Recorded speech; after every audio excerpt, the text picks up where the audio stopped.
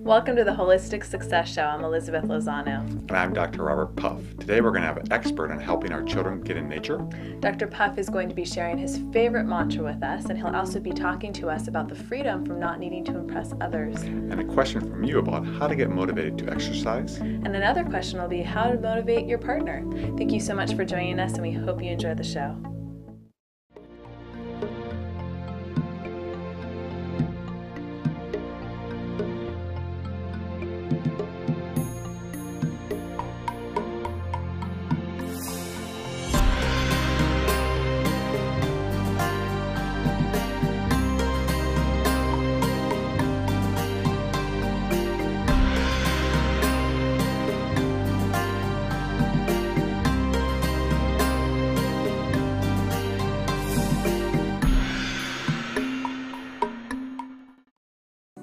I'd like to share with you today my favorite mantra. And a mantra is basically a word, a phrase that you repeat in your head when you're meditating or going through your day, and you just keep hearing it over and over and over again, and it has a good message for you.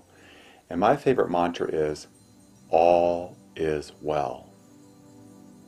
All is well. And why I like that mantra so much is because that's what I believe is actually happening.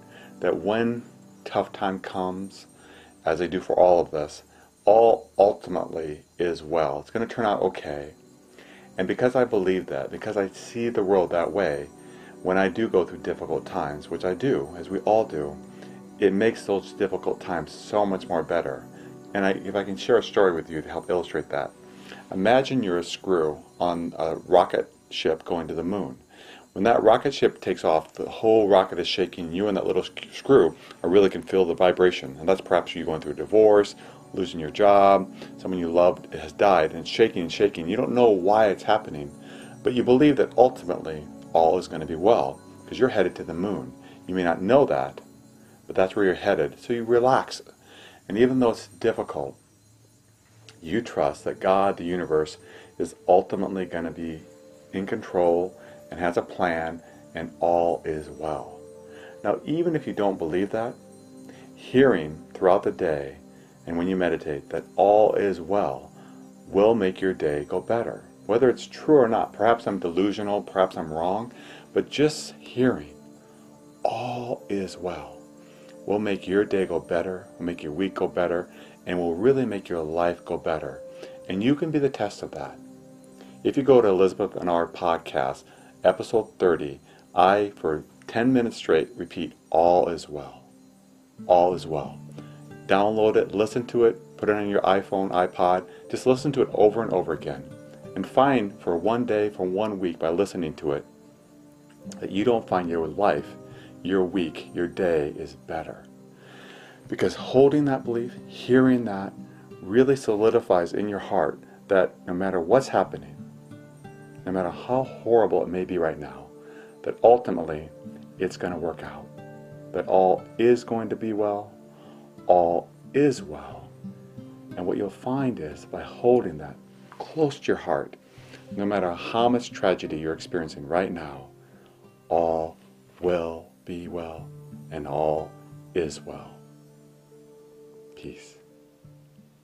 Our first question this week is from Melissa in Seattle, Washington. I'm so tired and don't have any energy. I want to exercise, but I just can't get motivated. Is there anything else I can do? Melissa, I want to ask you a question back. Have you ever found in your past, when you haven't felt like exercising, that when you get there and you start going, that all of a sudden the energy's back and you can do it fairly easily? I think you'll find that to almost always be the case. Once you don't feel like it, but yet you go ahead and do it, what you'll find is the energy will come.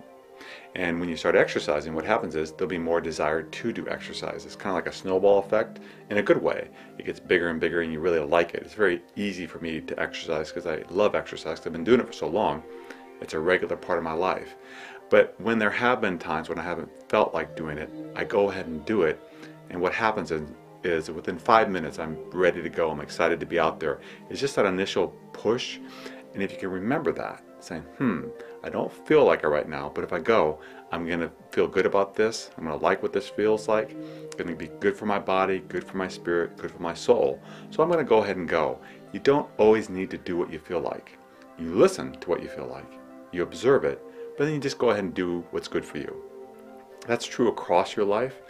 Whatever you need to do, which you know is good for you, eating, exercise, relationships, do the ones not that you feel like doing all the time, but do the ones you know that are good for you.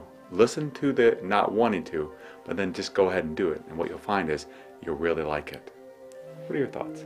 I think it would also be good for Melissa to find some other people out there to exercise with her, perhaps find a personal trainer. But there's something else that actually Dr. Puff usually talks about, but I get to steal the show here with that, is meditation. When you are able to get still and quiet your mind, it's amazing what can come from that. Since I've started meditating, I actually have a lot more energy, which motivates me to do a lot more. And you'll actually find that you wake up earlier than you were before, ready to go. So I encourage you to try that out too. And it's kind of hard to see the connection if I describe it to you. It's kind of hard to see, okay, so if I sit and clear my mind, or I lay and listen to relaxing music and clear my mind, that's going to give me energy later. It absolutely will. It'll take a little bit of time and some patience on your part, but there's actually been medical benefits, and there's been scientific evidence to show that it does increase your energy and decrease your stress. And hopefully that might be some of the motivation that you can get from energy, even to get out there and move, because you'll find that it just feels so good to be healthy and exercise and do wonderful things for yourself. You know, another idea I have for Melissa is choose things that you like to do. Yes. I mean, if you hate weightlifting, but you love to walk, what should you do? You should walk. Go walk on the beach and do things like that. And even for me, my body, I love running, but I can't. My body just can't handle it, and I end up in back pain afterwards. So I find things like walking, or walking with friends, or walking with my little Rama, because I love him, he's my dog. And doing that is so fun and wonderful. You know, they could exercise with us. You know how they could do that? They could bring their little iPod, put it in front of their exercise bike, watch the show, earphones on, and exercise at the same time. That's very true, and we encourage you to do that as we help motivate you. Thank you very much for your question. Are you or someone you love struggling with depression, anger, or anxiety? Have you suffered a loss, or are you struggling to keep your relationship alive? Do you have a child or teen who needs help? You don't have to face it alone. We are here to help you create the change you need in your life to be happy again. Visit us at www.ocmentalhealthexperts.com for more information. Co-hosts of the Holistic Success Show, Dr. Puff and Elizabeth Lozano, MA, want to teach you how to live a meditative life. Learn to still your mind, diminish negative thinking, experience peace and bliss, and be 100% present in the moment. Retreats provide a unique opportunity to learn new skills, meet new people, and interact with Elizabeth Lozano and Dr. Puff. For information or reservations for upcoming retreats, please visit holisticretreats.tv. Expand your capacity for joyful living today. Tranquility and peace. Find freedom and relaxation no matter where you are or who you're with. Be still. Be free. Meditation for health and happiness, available at www.holistichealth.tv. Here to talk to us about how to get your kids off of video games and texting and into the great outdoors is Eugene Buchanan. He's the publisher of Paddler magazine and has traveled to over 30 countries around the world, and he has also been writing about the outdoors for over 20 years. He's here to talk to us today about his book, Outdoor Parents, Outdoor Kids. Welcome to the show. Thanks, Elizabeth. Thanks for having me. So can you talk to us about what inspired you to write this book, and why is it so important? I think, the answer to that's pretty easily. Two reasons. My two kids, Casey and Brooke. Brooke is now 10 years old. Casey's 7. And we've just, we've always enjoyed an outdoor lifestyle ourselves, and kind of tried to instill that in our kids as as they grew older, and have involved them in all of our pastimes. And it kind of just, I'm a writer and editor by trade, and by nature it was a natural kind of topic to tackle, seems like. And how do you think that has affected your relationship with your kids? I think it's strengthened it. We take the kids outside, and you're free of all these artificial boundaries and other things kind of competing for their attention. there's no Game Boys, there's no DTSs, there's no TV to watch. And it's amazing how all those things really cause a disconnect between families. I mean, I even see where they're downstairs texting to the mom upstairs, or they don't even communicate with each other. And it's so great because what you're doing is you're teaching people how to couple, not only one, building a strong relationship with your child, which is so important, but also getting kids out there to be healthy, to see what the world is about. It's not just what we see on TV and the violence and the video games, but there's so much beauty out there. Right. And, a lot of kids will, I've seen it, parents will text their kids, that it's time for dinner. They come from downstairs, to come up and do it. So there's a lot more out there in the world of nature, I guess, that parents can open kids' eyes to. So what are some of the best things that you've learned that kids really love, or your kids really have enjoyed, that you've kind of included here in this book? The book goes into, probably 10 or 12 different chapters, everything from, paddling to fishing to hiking to skiing to sledding to swimming to all these outdoor sports that are outside that parents can do with their kids, and kind of open their eyes to just the world of nature around them, and that there's so much more that they can do apart from the Game Boy stuff. Yeah. Kind of the tagline of the book is, way to get kids off Game Boy and into the great outdoors, which is, I think the publisher came up with that tagline, and it's a super topical message these days as well. I think it's front of mind for a lot of organizations and even the government. Well, and I think the parents don't have to be experts at these particular things. They can kind of learn as they go along with their kids too, wouldn't you say? Mm-hmm. Yeah, and a case in point is, learning how to ride a bike. Kids, every parent goes through that, teaching their kid something as simple as how to ride a bike. But it's, doing that for a kid just extends their leash on where they can go outside. And, so I touch upon that in the bike chapter a little bit. There's chapters on hiking, where and how, and, techniques you can use to make it a little easier. A little bit of service stuff on, different types of kids packs, to help kids get outside and that sort of thing. And I understand there is an outdoor foundation. Can you tell us a little bit about that? Yeah, the Outdoor Foundation, and that's a beneficiary of the book. It's kind of a subset of the Outdoor Industry Association, and that's based out of Boulder, Colorado. And the Outdoor Foundation's charter is to grow youth participation in the outdoors. And so the book benefits their techniques and programs to do that. It's interesting, you just mentioned something that sparked something in my mind. I know that there's been a lot of kind of groups or centers for kids, especially in teenagers who are struggling, whether it's with their behavior or drugs or whatever thing. And a lot of times what they do is they go and they take them out into the wilderness, and they take them, they can learn so much, and they learn more about what's out there and learn about themselves as well. Would you say that that's an opportunity for you when you're out and about to kind of learn what you're capable of, building your self-esteem and your sense of self-worth? Yeah, I think that's spot on. And a case in point came in June just this year. I volunteered to row a raft trip on the Yampa River in northwest Colorado, where I'm from. And it was a trip for the Rocky Mountain Youth Corps that had 8 or 9 kids come from all over the country to, usually they go trail building or that sort of stuff, projects. We were restoring a cabin on this canyon, and half of these kids had never been camping before, let alone have ever been on a river trip. And here we are taking them down 5-day, 80-mile wilderness river trip. Wow. And it was just an eye-opener for them. We're making campfires. There was a gang member from California, someone else from Dallas. There was a girl who's on a bowling scholarship, who bowled 200-300 perfect games, but had never camped outside in her life. So it was a true, I think, eye-opener for all those guys.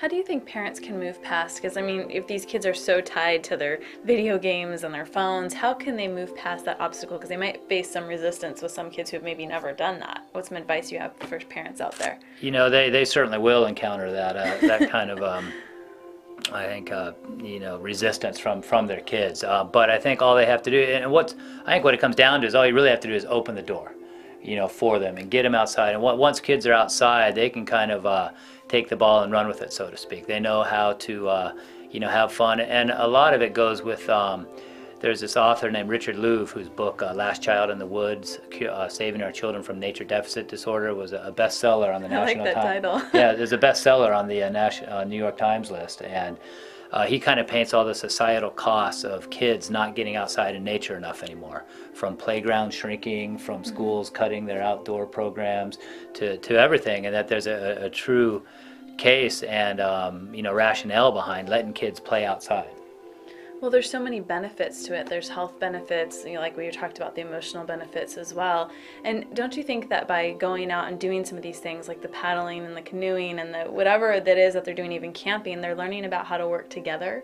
Isn't that something that is different than just working on your video game and killing things and doing all that stuff? I think that is something that you really have to learn. I mean, in some of those situations, you really need to be on top and work together. Yeah, and I think kids inherently know that too. A case in point comes like in the skiing chapter. When kids are out skiing together, they're looking after each other. And they know to do that. If one kid falls, some of the other ones stop and wait and help them gather their stuff, and they all progress down as a team. And it's not just solo and individual as you do when you're just playing a game by yourself and kind of tuning out everything else.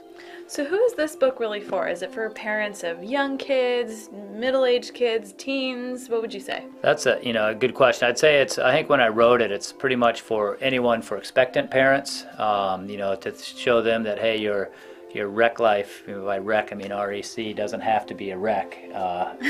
Even though you have kids, you can still go outside and do all this stuff. So anyone from expectant parents to people with kids on up to ages probably 9 or 10. I think after kids reach the 10-year-old level, the parents have kind of figured it out, or they haven't, and by then the kids are off on into their own thing. Well, Eugene, you have a wealth of information. If people would like to get a hold of you or your book, which can be very helpful, how can they do that? It's published by a company called Heliconia Press out of Canada, and their website is www.helipress.com. Also, the book has its own site called outdoorkidsbook.com, which is a great place to go for resources and information as well. Well, thank you so much for being a guest on our show, and get out there and have some fun with your kids. Are you frustrated at work, feeling overwhelmed and disconnected, losing all hope? What if you could see things differently?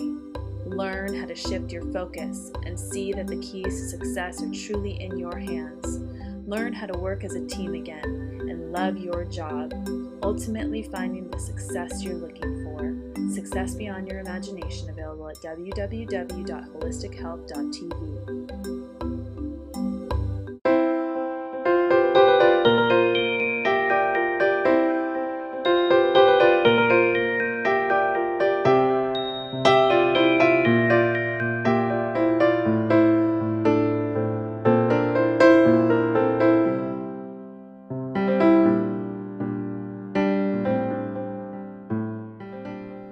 How to Live a Positive Life, available at www.holistichealth.tv.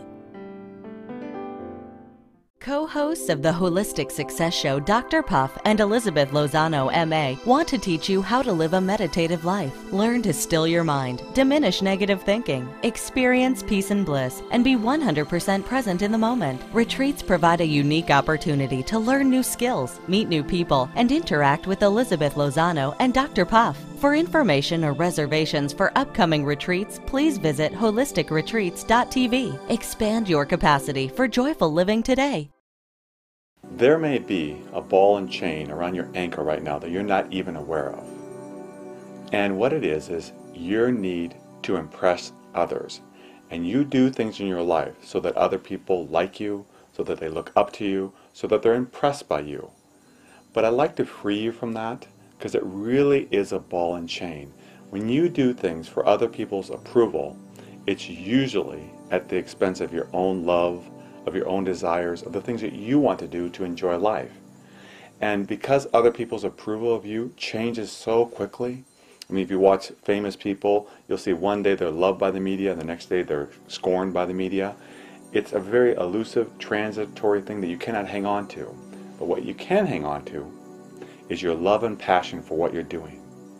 And if you do it just because you want to, if you do it because you're passionate about it, because it brings you joy and happiness, no matter what people think, then you're free. Free at last. Because needing other people to like you, to be approving of you, will be like a ball and chain. You'll buy cars, you'll buy homes, you'll choose professions based upon what people think. And Elizabeth and I have met so many people that do that, and they're truly miserable. They didn't choose their passion. Instead, they chose what other people would look up to, and they hate what they do. They hate where they live, and they're stuck. It's like they need that approval so much. that it's a ball and chain around them, and they're not doing what they love. They're not doing their passion, and they're stuck in life. To be free of that, you have to let one thing go. You have to do things because you want to, and really ignore what people think about you. Don't even pay attention to it, because if you do, it can cause you suffering. If you don't care what people think, as long as it doesn't hurt other people, and as long as it doesn't hurt yourself, what you will find is freedom. Freedom far more than you can ever imagine, because then you will do things based upon what you want in life. You may want to travel and live in an apartment. I've known people to do that. You may want to get into acting, into art, and make very little money, but do that because you're passionate about it. You may do things, wear clothes. I had a girl once I knew, she wore clothes from thrift stores so that she wouldn't have to worry about making money, could spend time with her friends. Do things that bring you joy, and what you'll find is freedom. Doing things for the approval of other people is a ball and chain. Free yourself. Be free. Be yourself. Peace. Our second question this week comes to us from Liz in Plano, Texas. My husband sits in front of the TV for hours and I can't get him to do anything else. This is really causing a problem in our relationship. Please help me. Liz, I concur with you. I think what you're presenting right now is a pretty serious problem, and if it isn't fixed, I think it could have a long-term consequences to the relationship with your husband. So the first thing that pops in my mind is, get help and talk to them about it, saying, hey, we really have a problem here. We're not resolving it ourselves. So get a third party, counseling, someone that can help you navigate your relationship with your husband. If he's unwilling to do that, then you need to continue to do what's important to you. Get out there and exercise, be active, and keep inviting him. Don't use negativity, don't attack him, but have a beautiful life and keep saying, would you like to come? And then keep inviting him, keep talking to him about it. This is a problem. I know you're not going to go to counseling, but I really want to talk to you about this, because if we don't grow together, we're going to grow apart. I think if he hears that, and if you don't attack him in the process of doing that, what he's doing wrong, saying, hey babe, I want to spend time with you, you matter to me, can we make time for that? Can we spend time together? Maybe he doesn't want to go off and do some things you do, but maybe the two of you could find something unique together that you've never done before and do that together. It's making sure that he knows the relationship is important to you and that something needs to change or there will be problems. Your thoughts? Well, she could cut the cable line, but I don't think that'd be a very good idea. I think that's pretty passive aggressive. Just a little joke there. But I think it's really important for you to talk to your husband about this. It's actually really interesting this question came up because my husband and I, although we don't watch a whole lot of TV, we do like to watch movies together. And we actually have had busy schedules more recently. And we haven't had a lot of time to connect because we're tired and we'll watch a movie, we'll eat dinner, watch a movie, but there's not a lot of that one-on-one talking time. And so we actually had a conversation about that the other day, and it just so happens yesterday we spent the day together and we're conversing with each other and had a really good time. But had we not mentioned that to each other and mentioned how important it was that we wanted to connect on that level, we wouldn't have had that experience. And I think sometimes being married, we can kind of come off as nags to the other person. And I know that you're not doing that, and that's awful when we, say that about each other, because that's not true. But sometimes when we're kind of always saying, no, you do this, I think if we come and say, look, this is really important to me. I love you. I want to continue in a healthy relationship with you. But if it continues down this path, it's not going to be good for us. And I don't want to be passive aggressive and go cut your cable line. But it's important to talk about that. And as Dr. Puff had said, if he's not responsive, you need to go on with your life and continue to grow. Hopefully he will come with you on that journey, but also try and get some help. You do what you can, but that doesn't mean you totally put what's important to you to the side. Elizabeth, what my wife and I do, as you know, is we have a date night because we have younger children and we have to make sure that we spend time together. So I think setting aside a time where every week you're going to spend time together can be very helpful, because it's so easy to get caught up in the busyness and not make that time for each other. And even if you don't have kids, that's still important, because life can go by. You come home and you're on the computer or whatever it is that you're doing, you turn on your shows. It's important to connect with the person that you love, like you spend time with your wife. And I know that you did that even before you had kids. Absolutely. And my husband and I, we do that too, but sometimes on those weeks when it's so hectic and crazy, you forget to do that, but you feel the disconnect, don't you? It catches up with you. Make time, and make time to do what you love and to take care of you, because that's really, really important. Thank you so much for your question, and we wish you all the best. Are you or someone you love struggling with depression, anger, or anxiety? Have you suffered a loss, or are you struggling to keep your relationship alive? Do you have a child or a teen who needs help? You don't have to face it alone. We are here to help you create the change you need in your life to be happy again. Visit us at www.ocmentalhealthexperts.com for more information.